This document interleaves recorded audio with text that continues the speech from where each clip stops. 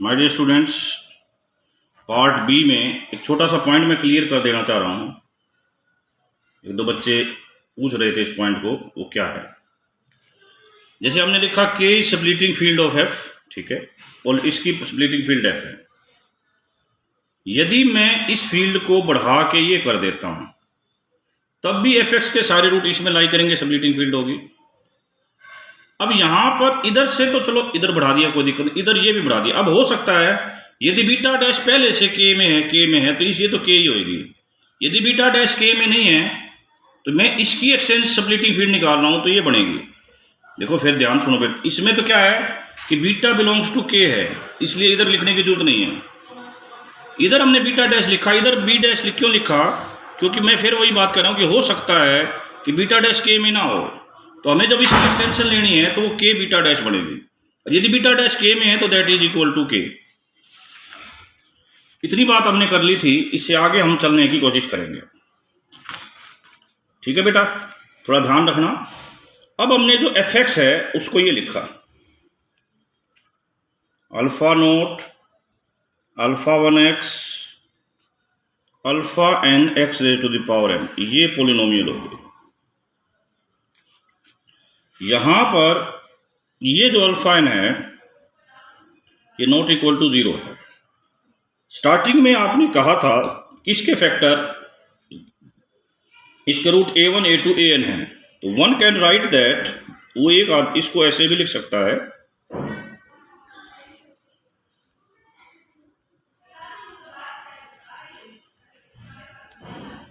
अब हम इस मैपिंग की एक्सटेंशन करना चाहते हैं,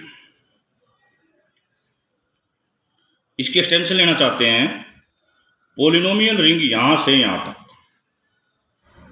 जिसके अंदर खासियत क्या है, ये एक्सटेंशन है किसकी? इसकी। ये एक्सटेंशन का मतलब क्या है कि ये जो मैपिंग है ना, यदि कोई एलिमेंट के से के डैश है, के बीटा डैश है, तो वो इसके अकॉर्डिंग डील करेगा। ये एक्सटेंशन कैसे है वो देखिए। यदि इसके अंदर मैं एफ एक्स पुट कर देता हूं, what is the meaning of F x? Alpha naught alpha 1x alpha n x है। जब ये इसके ऊपर लगेगा तो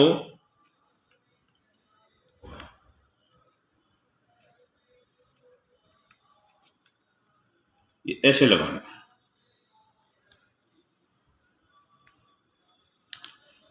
इसका उत्तर क्या बताया हुआ था जी? ये एलिमेंट कहां से हैं? दे आर फ्रॉम के वाला एलिमेंट इसके अकॉर्डिंग मैप करेगा, के वाला एलिमेंट इसके अकॉर्डिंग मैप करेगा। ठीक है, तो ये क्या बन जाएगा जी हमारा? टाउ अल्फा नोट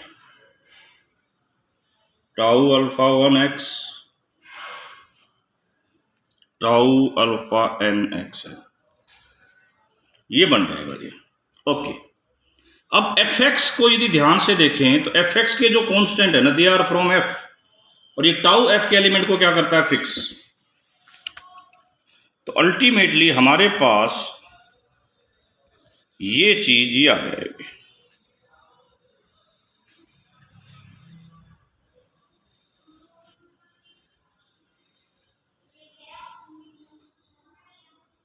चलो बेटा अगला point, this is the first point. Second point, यदि हम ये चीज एफ एक्स को इस पॉइंट पर लगाते हैं जिसमें आपने फैक्टर कर रखे थे, तो tau dash alpha n x tau dash a1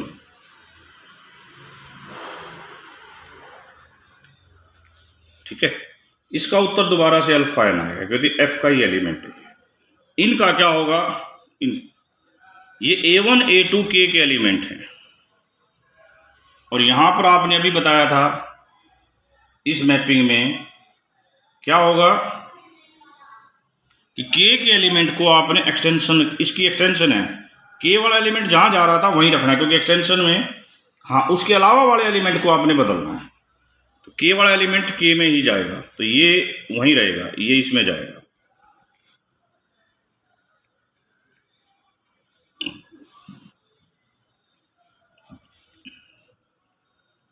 तो व्हाट इट मीन्स, इसका क्या मतलब हुआ?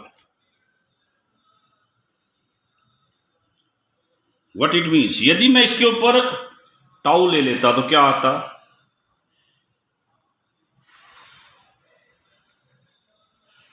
देखिए A1 A2 AN कहां से हैं? दे आर बिलोंग्स टू के। ये आ गया जी हमारे पास दिस। इस चीज का मतलब क्या है कि टाउ A1 टाउ AN किसके रूट हैं?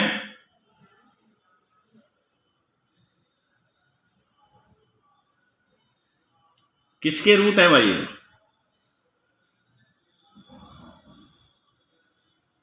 थोड़ी देर पहले देखो आपने क्या कहा था कि इसका उत्तर है जी fx।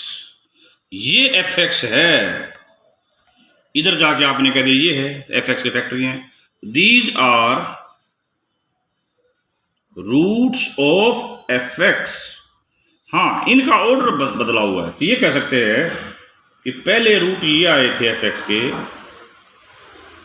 अब रूट ये आए हैं।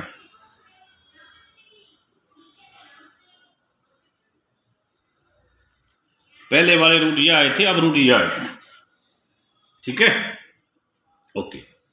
अब के जो है, आपने थोड़ी देर पहले के को आपने ये लिखा था A1 A2 AN। यस, अब आपने कह दिया तो ये सेम है, तो के को हम ये भी लिख सकते हैं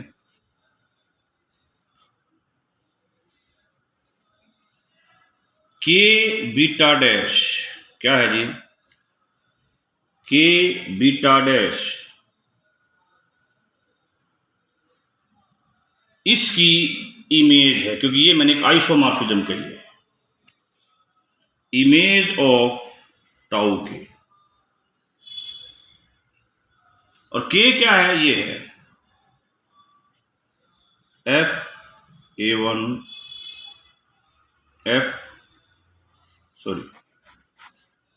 टाउ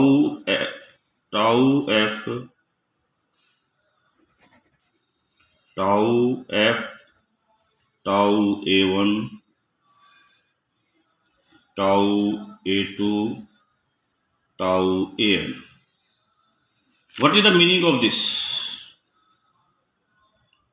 मीनिंग को ध्यान से देखना है, तभी बातें क्लियर होंगी। ये किसके इक्वल है?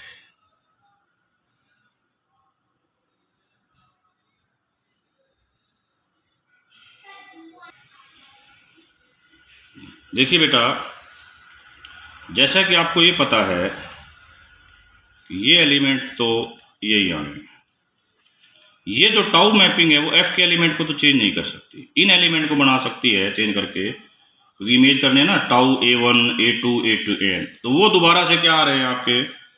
सेम चीज आ रही है। इसकी वैल्यू दोबारा देखिए, इसको एक मिनट के लिए स्किप कर दो, ये के की वैल्यू होगी। टाउ मैपिंग क्या करती है? एफ वाले एलिमेंट को चेंज करेगी नहीं, तो जो एफ इसके अंदर जो एफ के एलिमेंट हैं वो तो सेम आएंगे।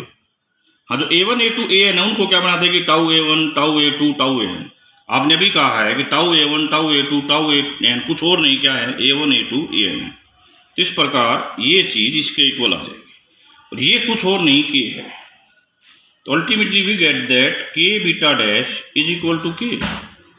इसका मतलब होगा बीटा डैश के अंदर बिलोंग करता है। बीटा डैश के अंदर बिलोंग करता है, विच इज ए कंट्राडिक्शन, क्योंकि हमने जो यहाँ से स्टार्टिंग करी थी यही कहा था कि beta dash doesn't belongs to K, और बीटा डैश के में बिलोंग कर गया, इसका मतलब कंट्राडिक्शन हो गई। इसका मतलब L इज इक्वल टू क्या हो गया? के। L इक्वल टू के हो गया, तो क्या हो गया? के is normal extension of F, और यही हमें प्रूव करना है। ठीक है बेटा, with this word this theorem is complete.